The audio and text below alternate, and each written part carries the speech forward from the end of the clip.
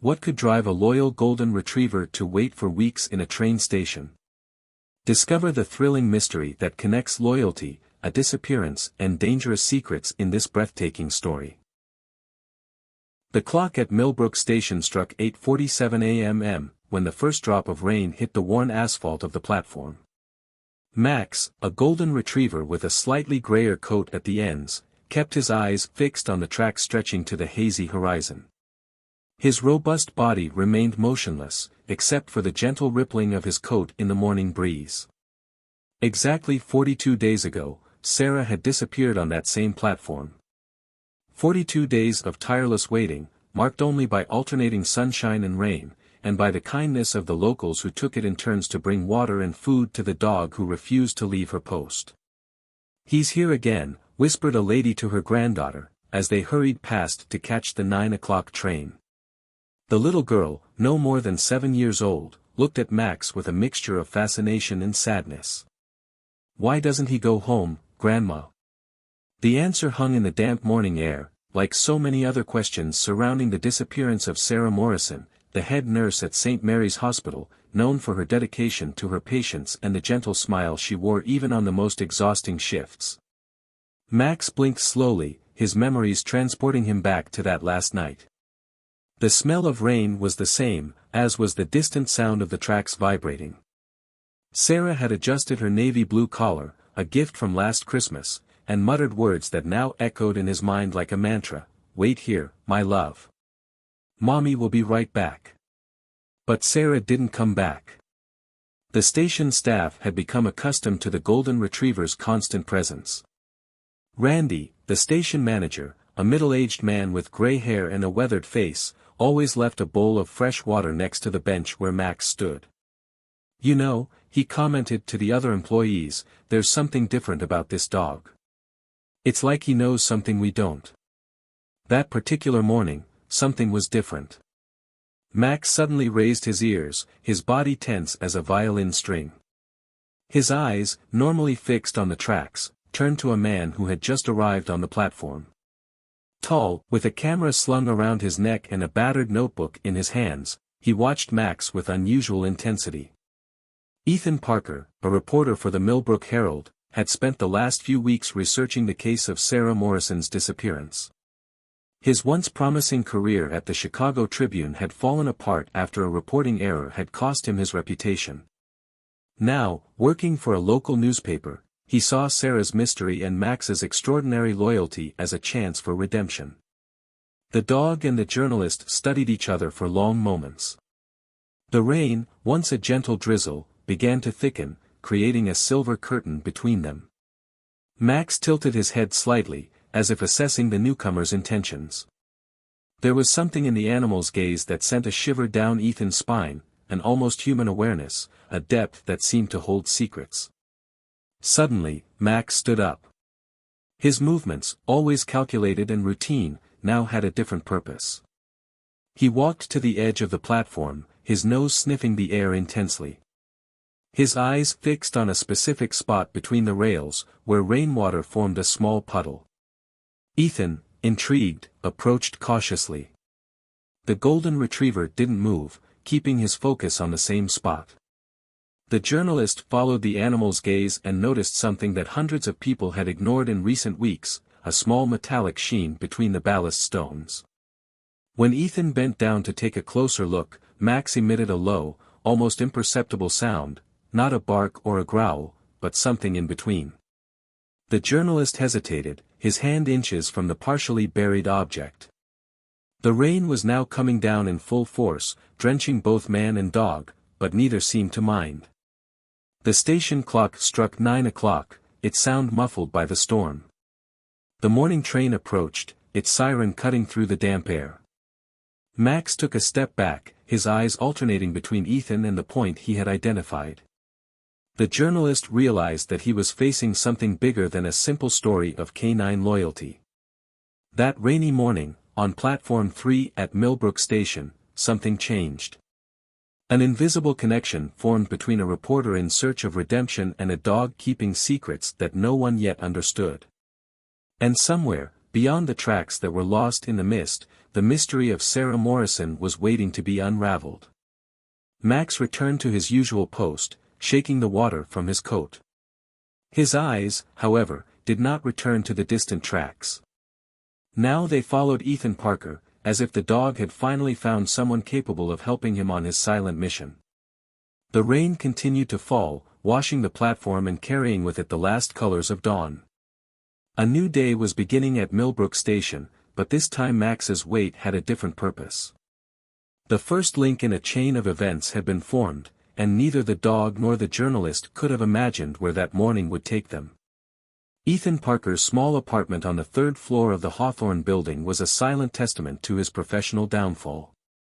Newspaper clippings covered an entire wall, on the left, headlines from the Chicago Tribune celebrating his award-winning investigations, on the right, the fateful article that had destroyed his career 3 years ago. Journalistic error leads to dismissal of innocent executive, the headline still mocked him every morning.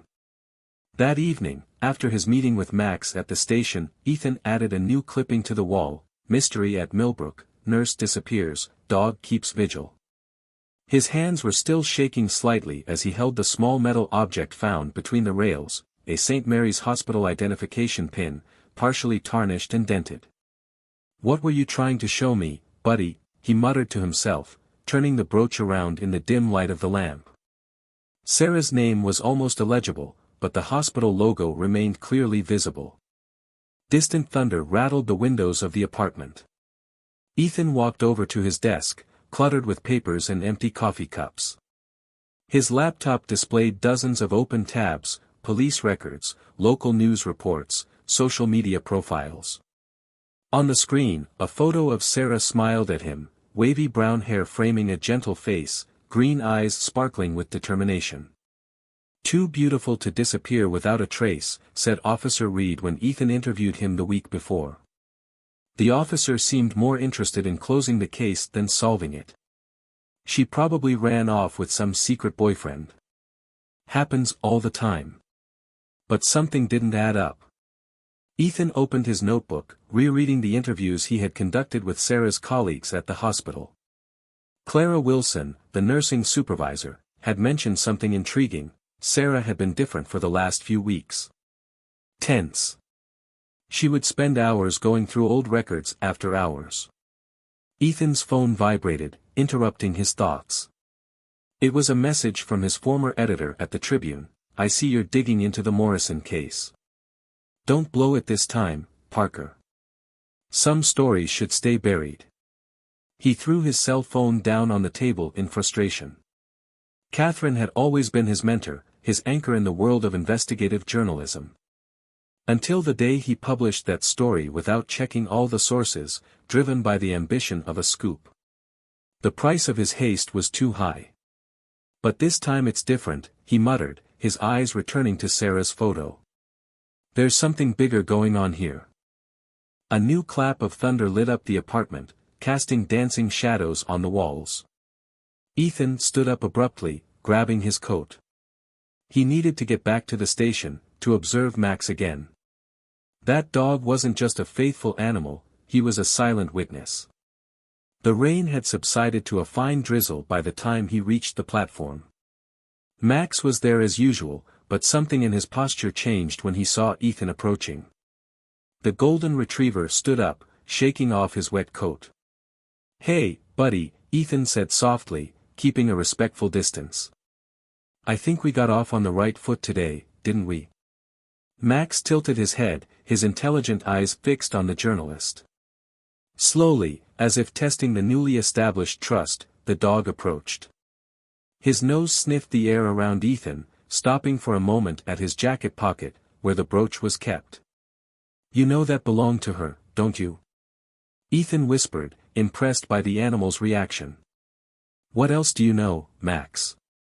In response, Max turned and started walking towards the station exit. After a few steps, he stopped and looked back, as if expecting Ethan to follow. "Randy," Ethan called out to the stationmaster, who was watching the scene from afar. "Has he done this before?" "Get off the platform." "Never," Randy replied, frowning. In 42 days, he's never left this place. Ethan's heart raced. Journalistically, his instincts screamed that he was facing something extraordinary. Personally, he felt the weight of a responsibility that went beyond a simple story. Max barked once, impatiently. The rain was starting to thicken again, but the golden retriever remained determined, his eyes fixed on Ethan. "All right, buddy," the journalist muttered, taking out his cell phone to record the moment. "Show me the way."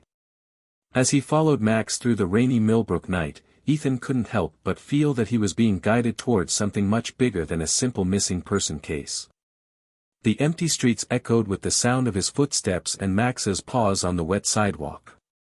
The dog led them through narrow streets and dark alleys, always keeping a steady pace, as if following an invisible map.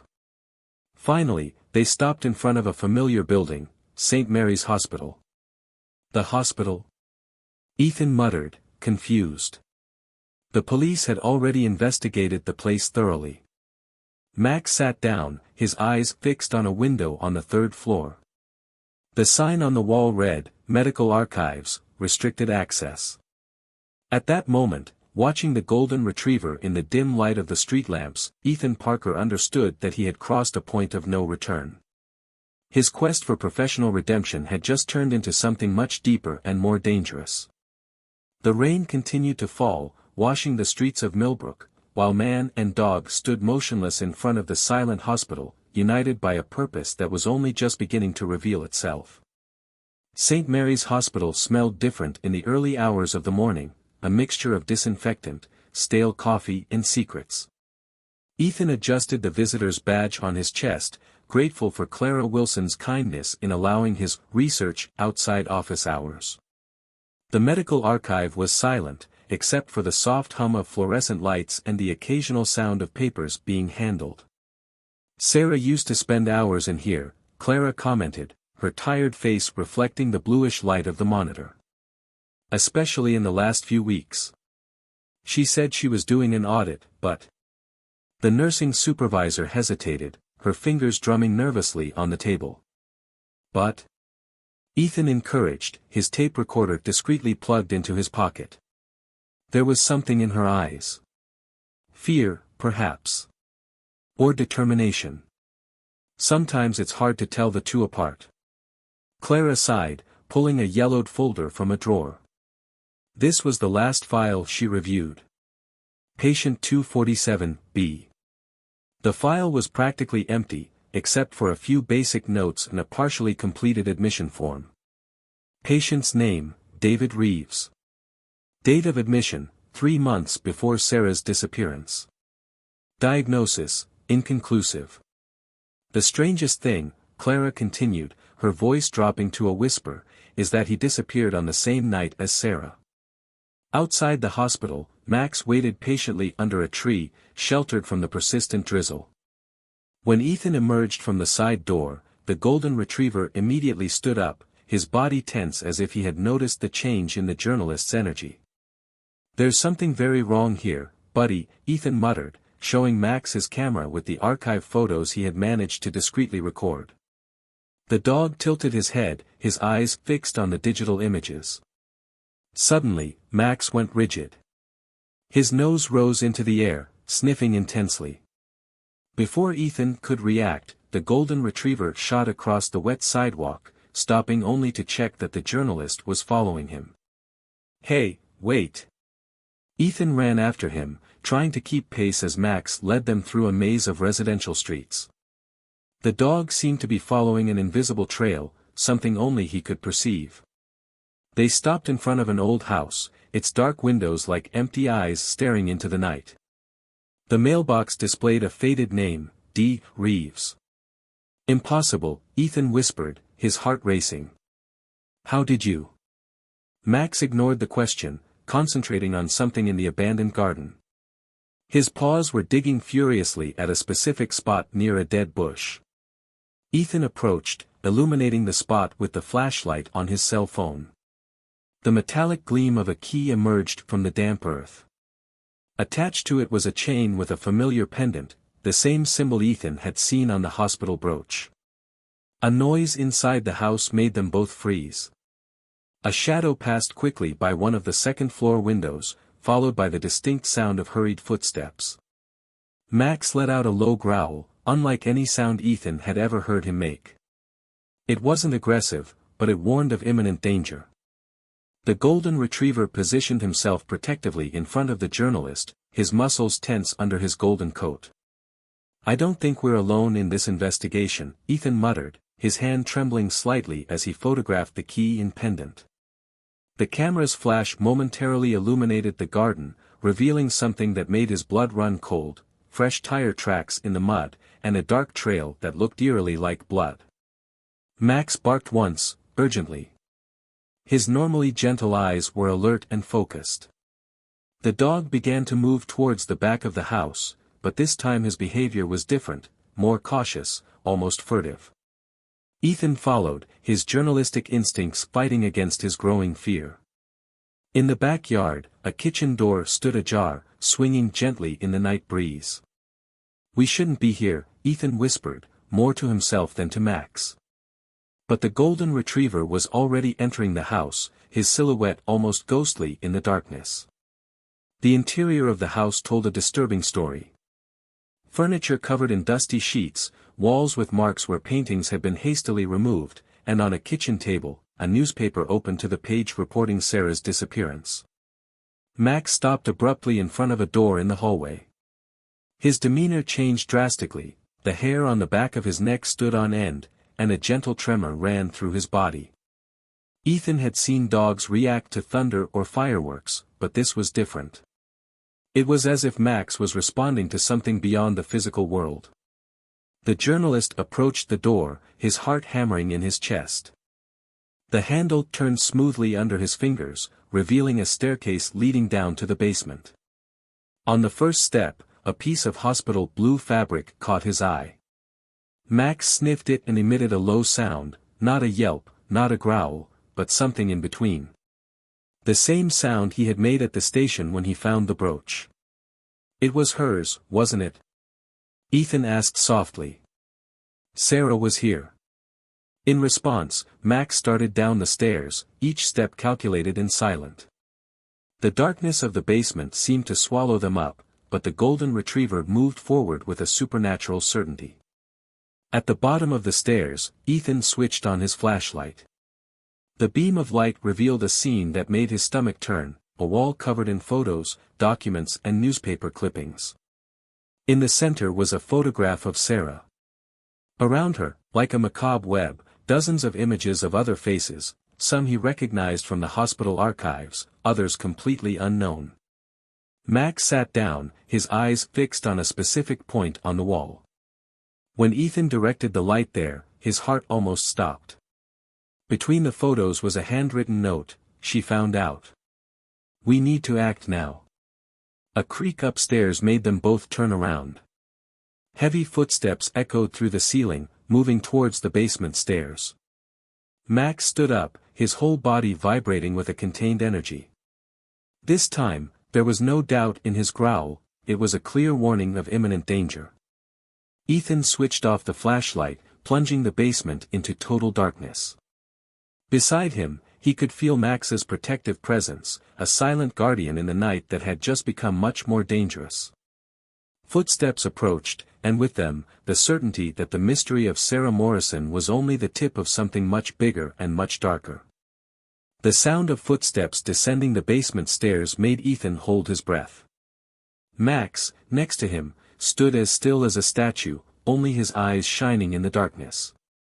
Years of journalistic experience had not prepared Ethan for this moment, trapped in a basement, with only a dog as an ally. The light of a flashlight cut through the darkness. "I know there's someone down here," a female voice echoed, surprisingly familiar. "And from the truck parked around the corner, I bet it's you, Parker." Clara Wilson emerged from the shadows, her nurse's uniform still impeccable despite the late hour. Max visibly relaxed, although he maintained his alert posture. "Christ, Clara," Ethan exhaled, turning on his own flashlight. "You nearly scared me to death." "You're not the only one interested in Sarah's secrets," she replied, her eyes scanning the wall of evidence. "But you're the first one Max has led here." "What do you mean?" Ethan frowned, his journalistic mind already cataloging this new information. Clara approached Max, gently stroking his head. "Sarah and I weren't just work colleagues, Ethan. We were friends. Best friends. And in the last few weeks before what happened, she told me about her suspicions." The nurse supervisor walked over to the wall, pointing at some of the photos. "All these patients have something in common. They disappeared from the hospital without a trace, or died under questionable circumstances."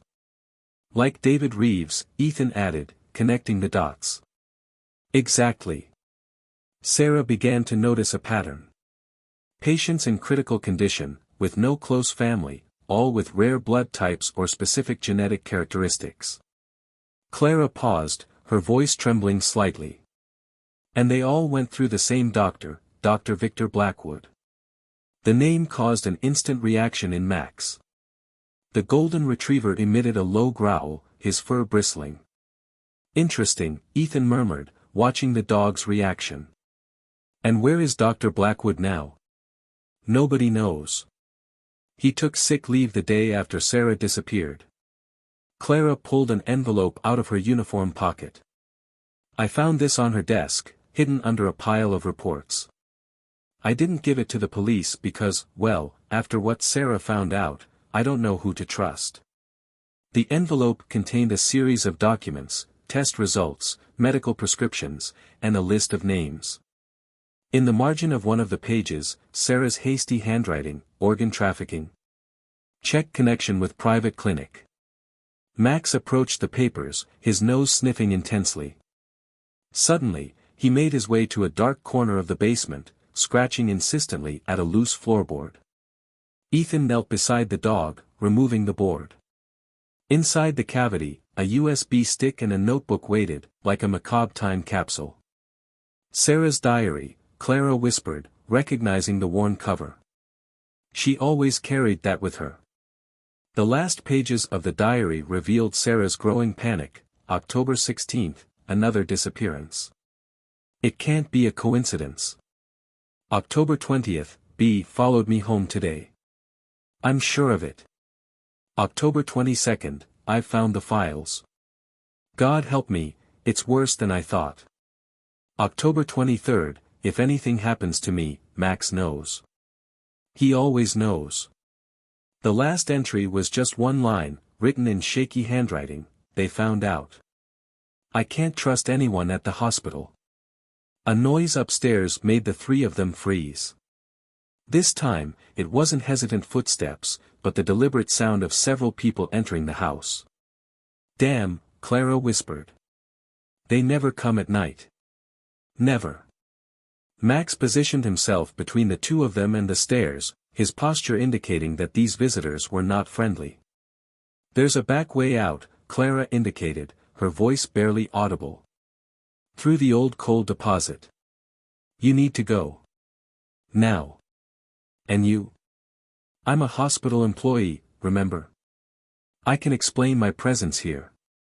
She shoved the diary and USB stick into Ethan's hands. "Find the truth, Parker. For Sarah." Max was already moving towards an almost invisible door in the back wall. Ethan hesitated only for a moment before following the dog. As they sneaked through the narrow passage, the sounds above intensified. A male voice, cold and controlled, cut through the silence: "Check everything. We can't leave anything behind." The tunnel to the coal depot was low and stifling, decades of dust and cobwebs making every breath a challenge. Max guided the way with a supernatural certainty, as if he could see in the dark. They emerged into an alley 3 houses ahead, the rain now falling in torrents. Ethan tucked the documents into his waterproof jacket, his mind spinning with the night's revelations. Max stopped abruptly, his ears alert. At the end of the alley, a dark figure watched. For a moment, the light of a flash of lightning illuminated a face Ethan recognized from the hospital photos: Dr. Victor Blackwood. The man smiled, a cold smile that didn't reach his eyes, and held a phone to his ear. "I found our visitors," his voice cut through the night like a blade. "And you won't believe who's with the journalist." Max growled, a deep, menacing sound that Ethan had never heard before.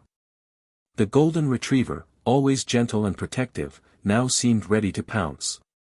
The hunt had begun, and Ethan Parker suddenly realized that he wasn't just investigating a disappearance, he was at the center of a conspiracy that could cost him his life. The Millbrook night swallowed man and dog as they fled, leaving behind only the echo of their footsteps in the rain and the distant sound of approaching sirens.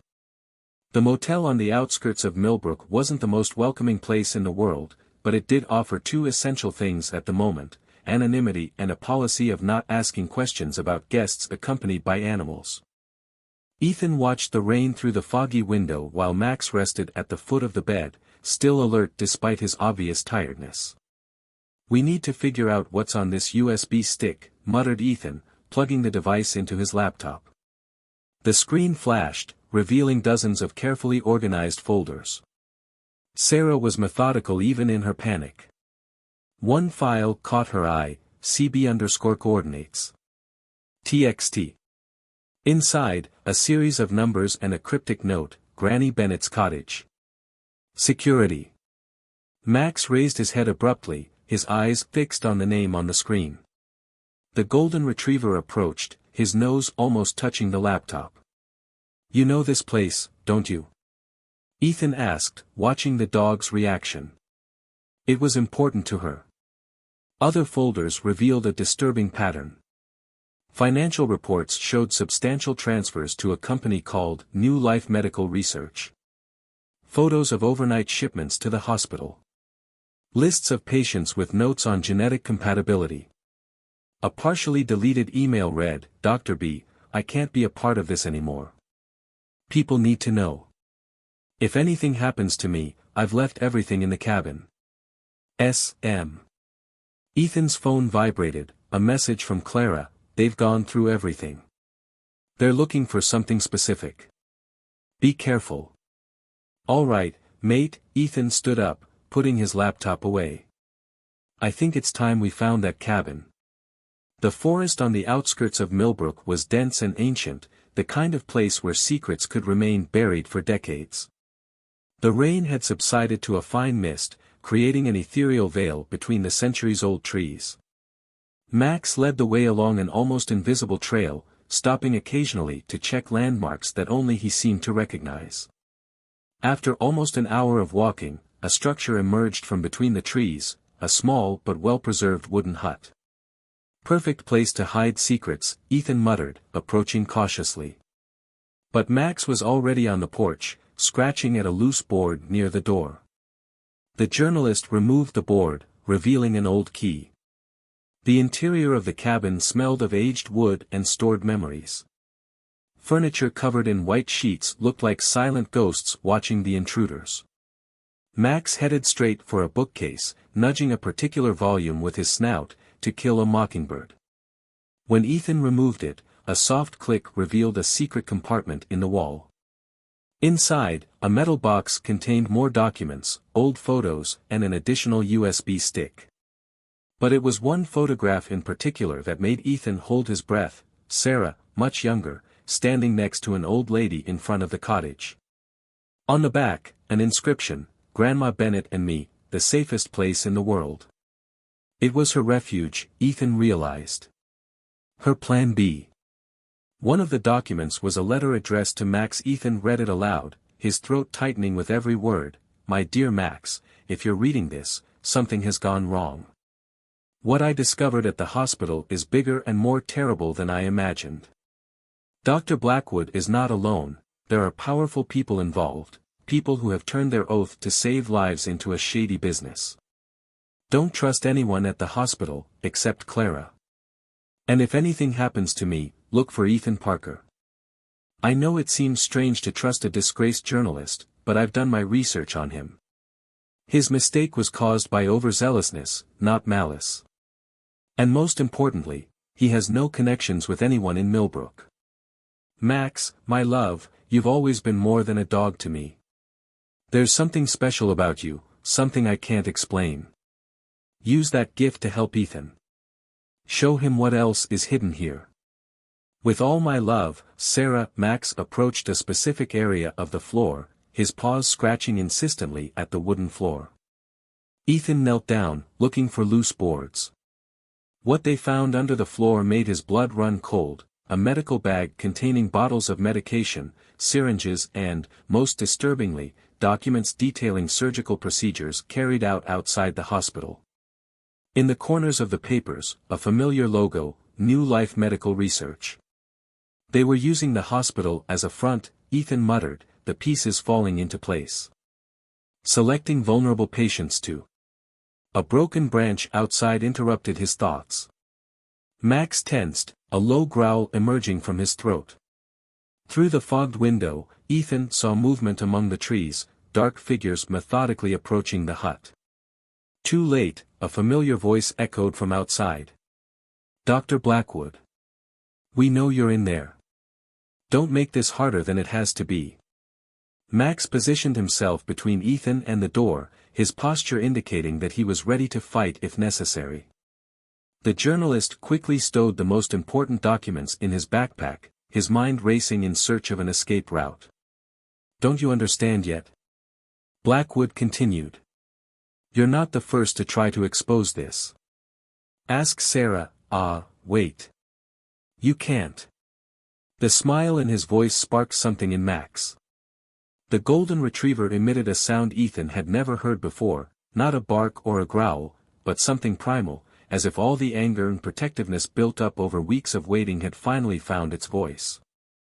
The night in Millbrook Forest was about to turn into a confrontation that no one was really prepared for, least of all a discredited journalist and a dog with an inexplicable gift. The rain began to fall again, as if nature itself was choosing sides in this imminent battle. The rain drummed on the roof of the hut as Ethan assessed his options, which seemed to diminish by the second. Outside, the flashlights of Blackwood's men cut through the darkness like predatory eyes. Last chance, Parker, Blackwood's voice sounded closer. Hand over the documents and the dog, and maybe we can work something out.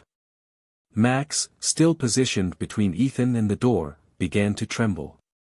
Not from fear, the journalist realized, but as if he were absorbing some kind of invisible energy. His eyes, normally brown, seemed to reflect an inner light of their own. What's happening to you, buddy? Ethan whispered, watching in fascination as the dog's golden fur seemed to shimmer in the dim light of the hut. It was then that something extraordinary happened. Max closed his eyes, his body completely still, and suddenly Ethan was flooded with a wave of sensations that were not his own: fear, determination, love, and a crystal-clear memory of Sarah's last night in the hut. Sarah hurriedly putting documents away. The sound of approaching cars. Max, warning her. A secret passage behind the fireplace, built during Prohibition. The smell of wet earth and freedom. Impossible, Ethan muttered, reeling from the intensity of the sight. Max stared at him now, as if asking if he had understood the message. The journalist moved quickly to the fireplace, his fingers searching for the opening mechanism he had seen in their shared memory. A soft click, and part of the stone wall moved, revealing a narrow passage. They're moving, one of the men shouted outside. The sound of heavy footsteps on the balcony indicated that time had run out. Max pushed Ethan into the passage at the exact moment the front door was kicked in. The journalist almost dropped his backpack when he saw what happened next. The golden retriever, the same dog that had spent weeks sitting patiently in the train station, had turned into a force of nature. With a growl that seemed to carry all the power of his devotion to Sarah, Max took on the first men who entered. It was no ordinary fight. The dog seemed to anticipate every move, every blow, as if he could read intentions before they were even formed. 2 men fell, more surprised than hurt, while Max danced between them with supernatural grace. Shoot the damn beast. Blackwood ordered, his voice shaking for the first time. No. Ethan shouted from the passageway, his protective instinct overcoming caution. The sound of the first shot was drowned out by the storm that was now roaring outside. Max moved like a golden bolt of lightning, impossible to hit. Even more impressive, every time one of the men approached the secret passage, the dog appeared between them and the place, like a mystical guardian. That's when Ethan saw something that defied all logic. For a brief moment, as a flash of lightning illuminated the hut, there seemed to be two images of Max superimposed. One physical, fighting the invaders, and the other ethereal, glowing, as if made of pure light. "My God," whispered Blackwood, who had also witnessed the phenomenon. "What are you?" Max replied with a bark that shook the very foundations of the hut. The lanterns flickered on and off. In the sudden darkness, Ethan felt more than saw Max join him in the passageway. "Don't let them escape," Blackwood shouted, his composure completely lost. "The dog! Get the dog!" But it was too late. Ethan and Max were running through the narrow tunnel, illuminated only by the light of the journalist's cell phone. The smell of wet earth and history enveloped them, while sounds of pursuit echoed behind them. The passage snaked under the forest, decades of secrets kept in its earthen walls. Ethan realized he was crying, although he didn't know exactly why, from fear, awe, or the sheer impossibility of what he had just witnessed. Finally, after what seemed like an eternity, they emerged into a small clearing. The rain had subsided to a gentle drizzle, and the moon occasionally peeked out from between the clouds. Max, apparently recovered from his supernatural display, sniffed the air urgently. His eyes had returned to normal, but Ethan knew he would never see the dog the same way again. "What are you really?" he asked softly, kneeling down next to the animal. "What did Sarah find out about you?" In response, Max pressed his muzzle against Ethan's backpack, where the cabin documents were kept. The journalist pulled them out with trembling hands, finding a folder he hadn't noticed before. "Project Guardian," he read aloud, the title half erased on the old cover. "Experiments in Extrasensory Perception in Canines, New Life Research, 1985. Max barked softly, confirming something Ethan had already begun to suspect. The mystery went far beyond Sarah's disappearance. It was something deeper, older, something that connected a corrupt hospital, secret experiments and a dog with inexplicable abilities. In the distance, voices and flashlights indicated that their pursuers had found their way out of the tunnel. Max was already on the move, guiding Ethan away from danger. "Where are we going now, buddy?" the journalist asked, putting the documents away. The golden retriever looked up at the night sky, as if seeking guidance in the stars that occasionally appeared between the clouds. His fur still seemed to retain a subtle glow, an echo of the power he had shown in the hut. The night was far from over, and they both knew that each step would take them deeper into a mystery that could cost them their lives, or reveal truths that would change everything they believed possible. The roadside motel, 40 miles from Millbrook, was the kind of place where no one asked questions about soggy guests arriving in the middle of the night. The room smelled of mold and stale coffee, but for Ethan and Max, it was a temporary sanctuary. "Project Guardian," Ethan muttered, spreading out the documents on the messy bed. Max watched intently, his fur still damp from the rain and his escape through the forest. The yellowed pages told a disturbing story. In 1985, New Life Research, then a small subsidiary of what would become one of the country's largest pharmaceutical conglomerates, conducted a series of experiments on animals. The aim, to develop a form of extrasensory communication between species. Subject G7, Ethan read aloud, his finger tracing the lines of the report.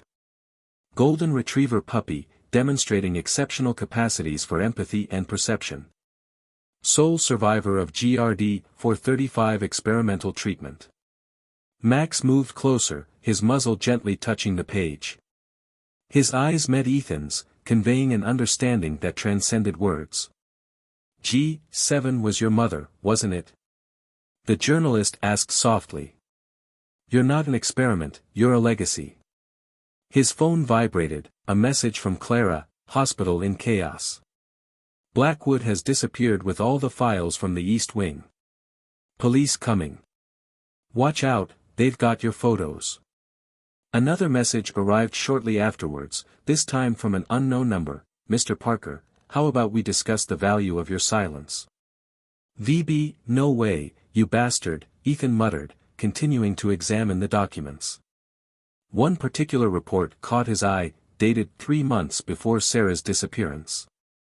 It was a genetic evaluation of Max, discreetly requested by her. Confirmation, subject shows genetic markers consistent with Project Guardian. Inherited abilities include, increased empathy, nonverbal communication, altered spatial temporal perception. Note, neurological patterns suggest evolution of original abilities. Recommendation, immediate monitoring. That's how it all began, Ethan realized. Sarah discovered her true nature and began to investigate. And that led her to. A sound from outside interrupted his thoughts. Max tensed, his ears alert. Through the fogged window, shadows moved in the parking lot. Ethan acted quickly, storing the documents in his backpack. His cell phone vibrated again, another message from the unknown number, last chance, Parker. Next warning won't be so polite. As if to emphasize the threat, the sound of tires singing on wet asphalt cut through the night. A dark car pulled up in front of the room, its headlights off. Max started shaking again, that same supernatural energy emanating from his body. But this time, something was different. The dog seemed to be trying to show Ethan something, concentrating all its empathic capacity on a single message. The vision hit the journalist like a wave, Sarah, being forced into a similar car. An abandoned industrial shed. Medical equipment. Muffled screams. You know where she is, Ethan whispered, his voice trembling with the realization. All this time, you've known. A shot rang out through the motel window, shattering the glass. Ethan threw himself to the ground, pulling Max with him. More shots followed, methodically destroying every light bulb in the room. In the sudden darkness, the golden retriever began to glow softly, as it had done in the cabin. But now the glow seemed to have a different purpose, it was creating a kind of protective field around them. Impressive, a familiar voice sounded from the broken door. Dr. Blackwood entered, a gun casually pointed at them. You know, when we started Project Guardian, we never imagined that genetics would be so persistent. 2 armed men flanked him, their faces hidden by tactical masks. What do you want? Ethan asked, trying to buy time. I want to complete what we started 40 years ago, Blackwood replied, his eyes fixed on Max, an army of perfectly loyal sentries, capable of detecting any threat, predicting any attack.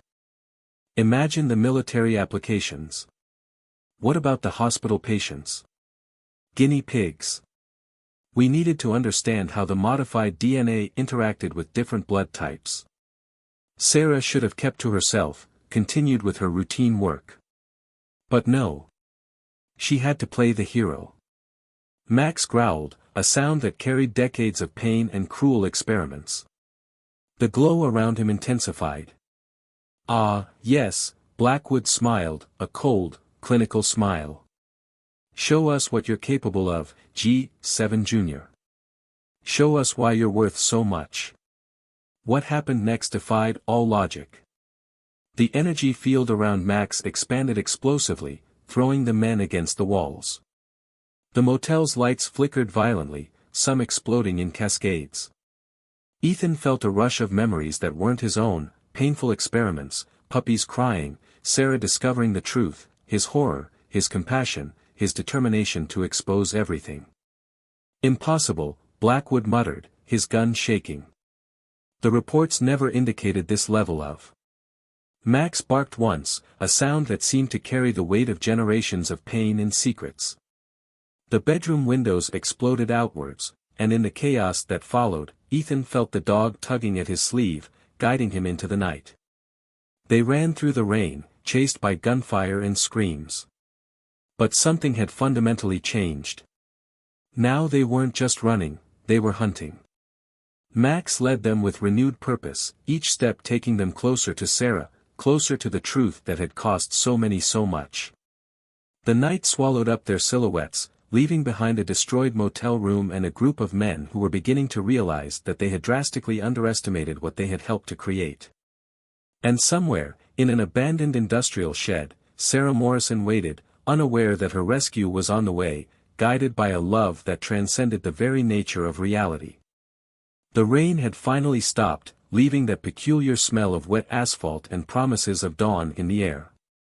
Ethan and Max had found refuge in an abandoned gas station on the industrial edge of Millbrook. The journalist was trying to organize not only the documents, but also the extraordinary events of the last few hours. "We need to think like Sarah," muttered Ethan, spreading a local map over the hood of his car. Max, still emanating a faint afterglow from the confrontation at the motel, watched intently. She discovered something at the hospital, something big enough to. His cell phone vibrated, a message from Clara with a photo attached. "I found this in her personal file.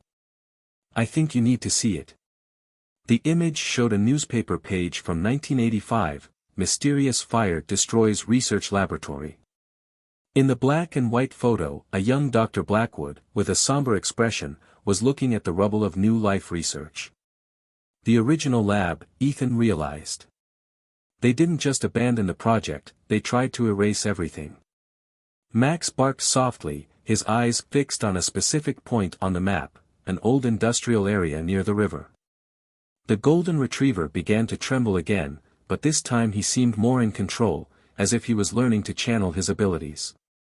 A new wave of visions hit Ethan, medical trucks in the middle of the night. A familiar symbol on the side, not New Life Research, but Hudson Valley Medical Storage. The same building, renovated, hidden in plain sight. "They never stopped," Ethan whispered, the realization hitting him like a punch. "They just changed their name, hid in plain sight." His laptop still worked, despite the chaotic escape from the motel.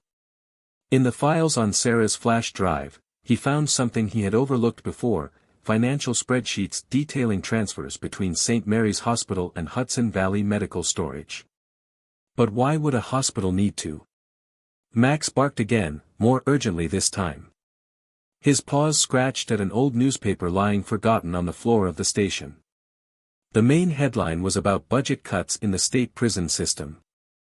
The hospital, the prisons. Ethan began to connect the dots. They needed guinea pigs that no one would miss. Terminally ill patients with no family, prisoners with no visitors. The cell phone vibrated again, a voice message from an unknown number. Hands shaking, Ethan pressed play. "Mr. Parker," Sarah's exhausted voice filled the air. "If you're listening to this, it means Max has found you. It means he trusts you. What I've discovered is bigger than we imagined. It's not just about past experiments. They're trying to recreate the Guardian Project in humans. The genetic compatibility, the disappearances. Blackwood is playing God, and people are dying. There's a facility, an old paper mill near the river. That's where." The message ended abruptly. Max whimpered softly, a sound of pure anguish. "That's when they got her," Ethan realized. "She tried to leave us a map too." The sound of tires on the road interrupted him. Headlights cut through the pre-dawn darkness, illuminating the abandoned outpost. But this time, it wasn't Blackwood's men. Clara Wilson stepped out of the car, her nurse's uniform changed for practical dark clothes. "I thought I'd find you around here," she said, her eyes red with exhaustion. "You need to see this." She held out a tablet showing the hospital's security cameras. On the screen, Dr. Blackwood and his team were hastily loading equipment and files into trucks bearing the Hudson Valley logo. "They're destroying evidence," Clara explained. "But they made a mistake. One of the guards, he was my patient. He let me see the footage from the last few weeks. The video showed Sarah being forced into a car similar to the one that had chased them from the motel. The date, the night of her disappearance. There's more," Clara continued, sliding to another image. "That was 2 hours ago. The photo showed Sarah, pale but alive, being transferred between vehicles in the industrial area. The same place Max had indicated on the map. "My God," Ethan whispered. "They're moving everything. Her too." Max approached the tablet, his eyes fixed on Sarah's image. The supernatural glow around him intensified slightly, and Ethan felt another wave of visions, scientific equipment. People on stretchers. A makeshift operating room. Sarah, forced to watch horrific experiments. "They're going to kill her," Clara said, her voice trembling. "Now that we're close, they can't risk." "No," Ethan interrupted, an iron determination in his voice. "They won't. Because we're going to stop them." Max barked in agreement, his whole body vibrating with contained energy. The golden retriever had waited patiently for weeks, keeping his secrets, waiting for the right moment. That moment had arrived. "We need help," Clara argued. "The police." "It's in their hands," Ethan added. "No. This ends today, and it ends with us." From his pocket, he took the hospital brooch that Max had found that first day at the station. So much had changed since then. The cynical journalist in search of redemption had become something more, a guardian of the truth, just like the extraordinary dog at his side. "Are you ready?" asked Max. In response, the golden retriever positioned himself between Ethan and Clara, his golden fur shimmering with that supernatural light that now seemed part of him. His eyes, fixed in the direction of the river, carried all the determination and love that had kept him waiting at the station for so many weeks.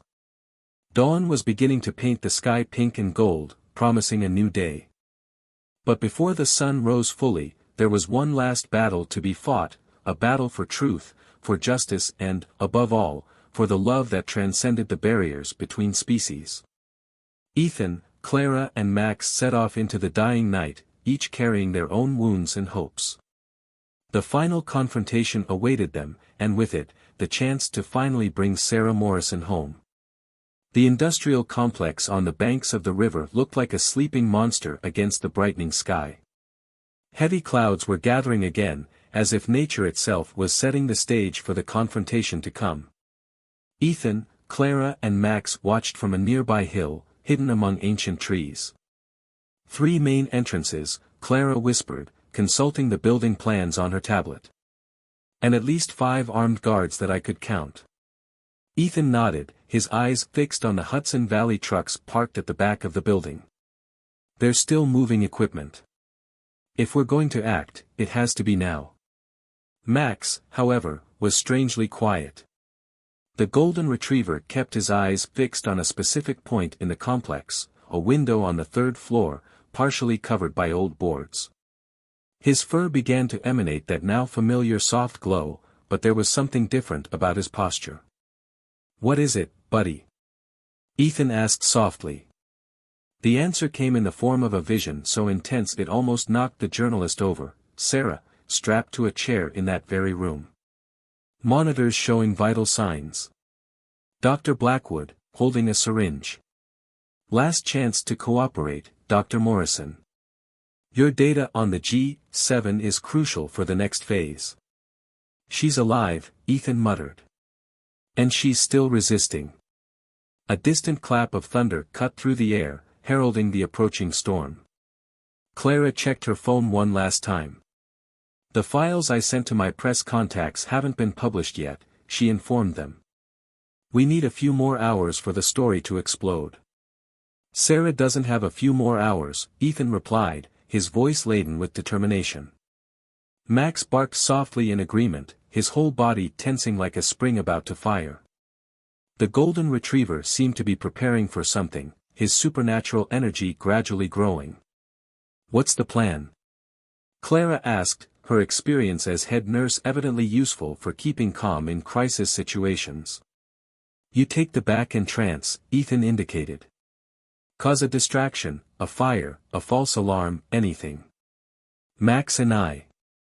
His voice was interrupted by a sound that chilled his blood, Sarah's muffled scream, echoing through the walls of the abandoned building. Max reacted instantly. The glow around him intensified dramatically, and before Ethan could stop him, the dog shot down the hill towards the complex. "Max, wait!" Ethan shouted, but it was too late. The golden retriever streaked through the perimeter like a golden comet, its speed and supernatural glow catching the guards completely off guard. Alarms began to sound throughout the complex. "So much for a discreet plan," Clara muttered, already running towards the back of the building. Ethan followed Max, his heart hammering in his chest. The dog had created complete chaos. Guards were running in all directions, some clearly frightened by the sight of a shiny animal that seemed to run through solid walls. In the midst of the confusion, Ethan managed to enter the building. Inside was a maze of abandoned corridors and makeshift medical equipment. The air smelled of chemicals and fear. Another scream from Sarah guided him up the stairs. On the third floor, he found Max standing in front of a reinforced steel door. The golden retriever was shaking violently now, his glare pulsing like a beacon. "Get away from the door." Blackwood's voice rang out from inside the room. "Or Dr. Morrison will get an extra dose of our latest formula." Max growled, a sound that carried generations of pain and anger. His glare increased until it became almost blinding. "No!" Ethan shouted, realizing too late what was about to happen. The blast of psychic energy ripped the door off its hinges, throwing it into the room as if it were made of paper. But the effort took its toll. Max staggered, his glow dimming dramatically. "Impressive," Blackwood smiled, holding a syringe to Sarah's neck. "Really impressive. You know, I always wondered what the limit of the G7 was. Looks like we're finally going to find out." Sarah, pale but conscious, struggled against her restraints. Her eyes met Max's, and something passed between them, a silent, profound communication. "You don't understand, do you?" Blackwood continued, his voice taking on an almost professorial tone. All these years of research, it wasn't about creating superdogs. It was about extracting and replicating the essence of what makes the G7 special. And now, thanks to your dedicated nurse here, we have all the data we needed." A group of armed men entered the room, surrounding Ethan. Max tried to stand up, but his legs were shaking with the effort of what he had done. "Do you know what the most ironic part is?" Blackwood smiled, pressing the syringe more firmly against Sarah's neck. "The love. All that extraordinary power, all that genetic evolution driven by simple, primitive love. Pathetic, isn't it?" The storm finally arrived, lightning illuminating the room through the partially covered windows. The rain began to fall in torrents, as if crying for what was about to happen. "Now," Blackwood said, his voice cold as ice, "let's see what happens when we break that bond once and for all." The syringe descended toward Sarah's neck, while Max, exhausted and weakened, could only watch, its once powerful glow now just a shadow of what it had been. The storm roared outside, but inside that room, time seemed frozen in a moment of pure horror and despair. Time seemed to slow down as the syringe descended toward Sarah's neck. Lightning illuminated the scene in strobe flashes, turning everyone into frozen statues in a nightmare. That's when it happened. Sarah's scream wasn't one of fear or pain, it was a call. "Max." The name exploded from her lips like an ancient invocation, and something extraordinary happened. The golden retriever, seemingly exhausted and defeated, raised his head. His eyes met Sarah's, and at that moment, the whole room was flooded with a light that came from nowhere and everywhere at once.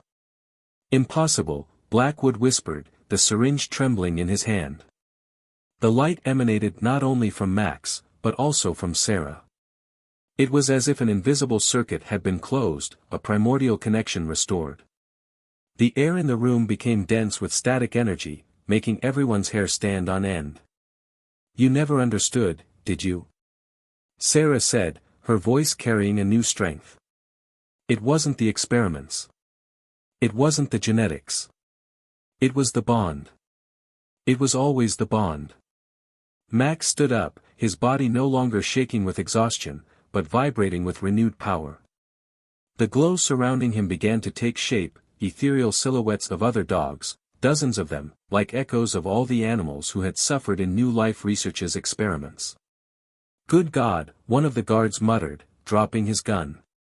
Ethan, shielding his eyes from the intense light, saw something that defied all logic. The ropes holding Sarah began to unravel, as if reality itself was being rewritten. "No!" Blackwood shouted, trying to inject the syringe. But his hand went through empty air. Sarah was no longer there. In the blink of an eye, she was at Max's side, one hand resting on the dog's golden fur.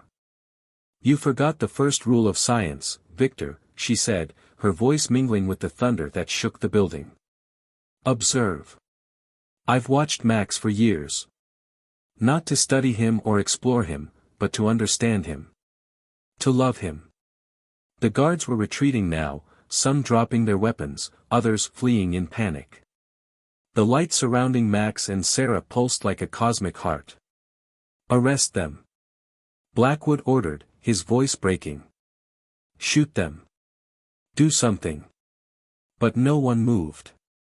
The air was so charged with energy that the lights in the complex began to cascade. Clara appeared in the doorway, carrying a thick briefcase. "It's over, Victor. The files are now online. All of them. The experiments, the deaths, everything. You don't understand," Blackwood laughed, hysterical sound. "This is bigger than all of us. The potential, the power." "The power to what?" Ethan asked, stepping forward. "To torture. To kill. To play God." Max took a step forward, and for the first time, Blackwood flinched. The golden retriever was no longer alone. The spectral silhouettes around him had solidified, each one representing a life lost in the cruel experiments. "They're here," Sarah whispered. "All of them. All the ones you hurt." The storm reached its peak, turning the windows into kaleidoscopes of water and light. Blackwood looked around frantically, looking for a way out, but he was surrounded, not by people or dogs, but by decades of guilt and cruelty. "Do you want to see power?" Sarah asked softly. "Watch." Max threw his head back and howled, a sound that transcended the physical, that reverberated not just through the building, but through time, through memories and pain and hope. The spectral silhouettes howled with him, creating a supernatural symphony that shook the very foundations of the complex.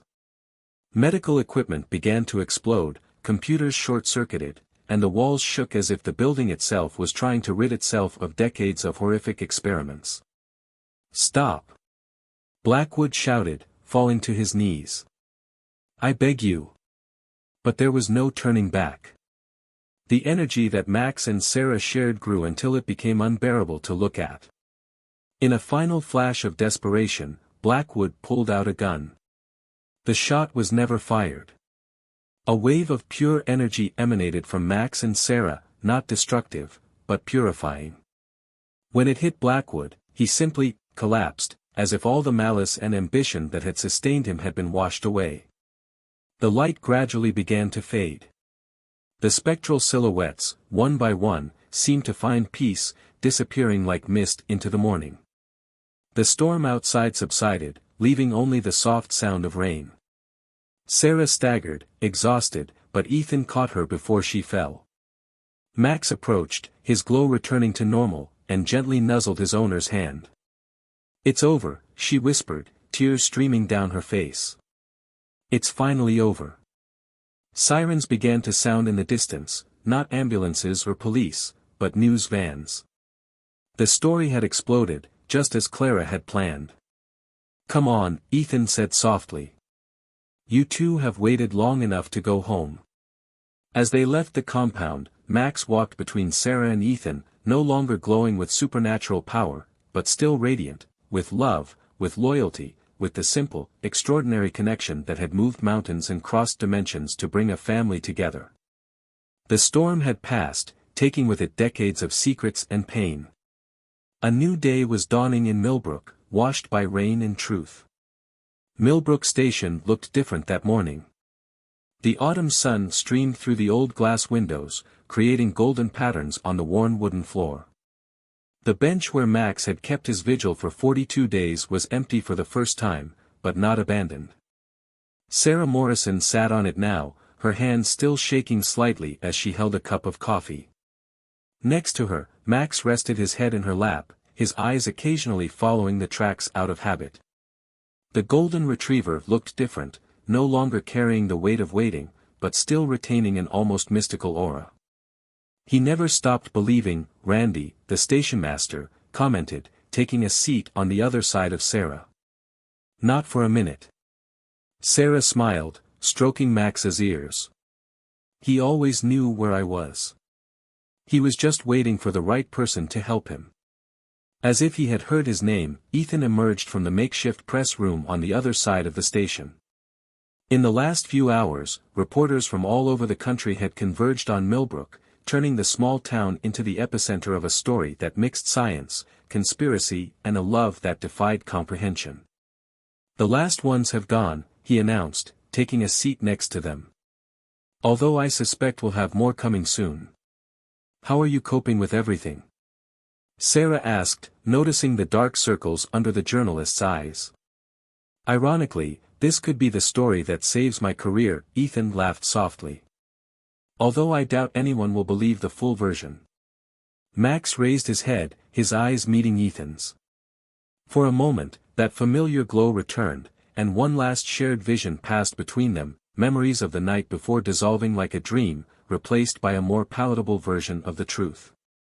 Some stories, after all, are best kept by those who live them.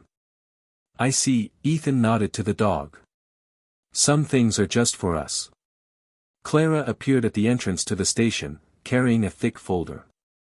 "The first results of the investigations have arrived," she announced. "They've found documents dating back to 1985. Dozens of families will finally get answers." Sarah stood up slowly, her muscles still sore from the ordeal. "And Blackwood?" "In psychiatric custody," Clara replied. "He keeps muttering about spectral lights and dogs. Nobody believes him, of course." A train passed through the station, its whistle echoing like a greeting. Max watched the wagons go by, but this time there was no anguish in his eyes, only peace. "You know what's funny?" Sarah said, hugging Max. "For 42 days, he's waited here, keeping secrets that no one would believe. And now he can just be a dog." Ethan suggested. Max barked softly, as if laughing at the idea. His fur caught the sunlight in a way that suggested he would never be just a dog. "He's a guardian," Sarah corrected, kissing the top of Max's head. "Always has been, always will be." Randy approached again, carrying something in his hands. "We found this in the lost objects room," he said, handing Sarah a worn navy blue collar. "I think it belongs to you."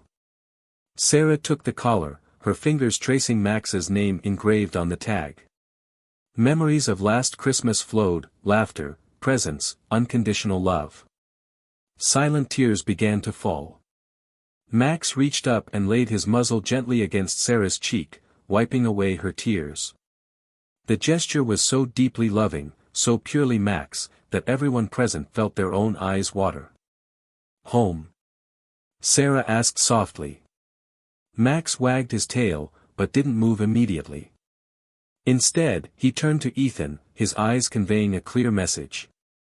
"I know, buddy," the journalist smiled, kneeling down to hug the dog. "I'll never forget it either." The small group left the station together, Sarah and Max in the lead, Clara and Ethan just behind, Randy waving from the door. The autumn sun followed them, turning their shadows into elongated shapes on the asphalt. Occasionally, when the light hit Max at a particular angle, you could see a faint glow in his fur, a subtle reminder that some miracles choose to stay with us, even after the storm has passed. The town of Millbrook would continue, its streets and people going about their daily routines.